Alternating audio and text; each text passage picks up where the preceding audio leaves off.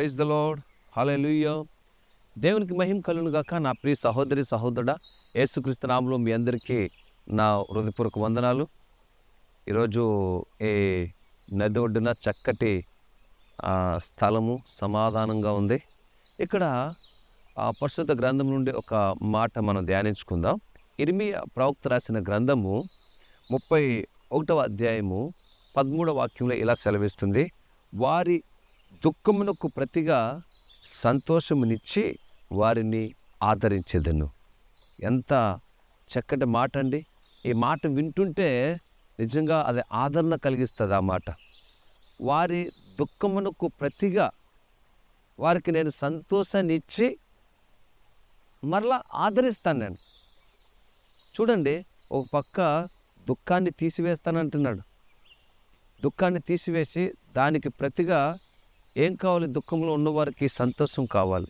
దుఃఖంలో ఉన్నవారికి ఏం కావాలి? ఆదరణ కావాలి. ఇక్కడ కింద ఆదరిస్తానంటున్నాడు. అంటే ఆయన ఆదరిస్తే నీకు ఆదరణ కలుగుతుంది. మనుషులు ఆదరిస్తే ఆదరణ కలగదు. ఎందుకంటే మనుషులు ఎన్ని రోజులు ఆదరిస్తారండి? ఆ దుఃఖ దినాలు ఉన్నంత కాలమే. అంటే కార్యం చేస్తారు, చనిపోయిన తర్వాత 3 రోజులకో 6 రోజులకో 9 రోజులకో అందరూ రోజుల లెక్క చేసుకుంటూ ఉంటారు. ఆ బంధువులు వాళ్ళు వీళ్ళు వచ్చి ఆ 3-4 రోజులు ఉంటారు, ఆ తర్వాత వెళ్ళిపోతారు. తర్వాత ఆ దుఃఖంలో ఉన్న కుటుంబానికి ఎవరు ఆదరించేవారు? ఎవరు ఆదరణ కలిగించేవారు? ఎవరు వారి దుఃఖాన్ని తీసివేసేవారు? అయితే పరిశుద్ధ గ్రంథంలో దేవాది దేవుడు సెలవిస్తున్నాడు, వారి దుఃఖానికి ప్రతిగా సంతోషాన్ని ఇచ్చి వారిని నేను ఆదరిస్తానని. నా ప్రియ సహోదరి సహోదరుడా, ఈరోజు ఈ వాక్యం వింటున్న చెల్లి తమ్ముడు, ప్రియ సహోదరి సహోదరుడా, నీవు నీ కుటుంబం కానీ ఒకవేళ దుఃఖంలో ఉన్నట్లయితే ప్రభువు నిన్ను పిలుస్తున్నాడు నీకు సంతోషం ఇవ్వడానికి. ఆయన ఆదరిస్తాడు నిన్ను. ఆయన నీకు ఆదరణ కలగజేస్తాడు. నీకు ఎటువంటి దుఃఖం అయినా సరే, నువ్వు ఎలాంటి దుఃఖంలో ఉన్నా సరే, ఎలాంటి బాధలో ఉన్నా సరే, ఎలాంటి కష్టంలో ఉన్నా సరే, ఎలాంటి నష్టంలో ఉన్నా సరే, దానిని తీసివేసి దానికి ప్రతిగా దాని స్థలంలో నీకు సంతోషాన్ని అనుగ్రహించే గొప్ప దేవుడు ఈరోజు నిన్ను చూసి మాట్లాడుతున్నాడు. హల్లెలూయా. అంతేకాకుండా నీతో సదాకాలం ఉండి ఆదరిస్తాడు ఆయన.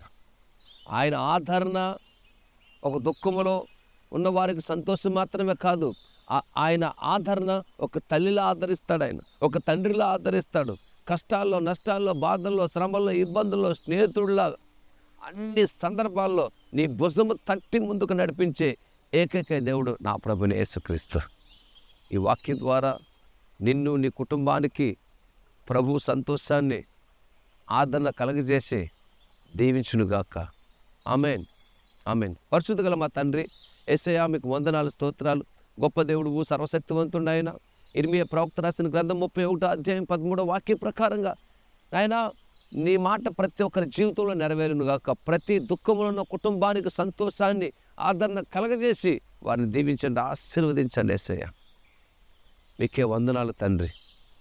కాపాడండి, రక్షించండి. యేసు ప్రభు నామమున ప్రార్థిస్తున్నాను తండ్రి. ఆమేన్, ఆమేన్.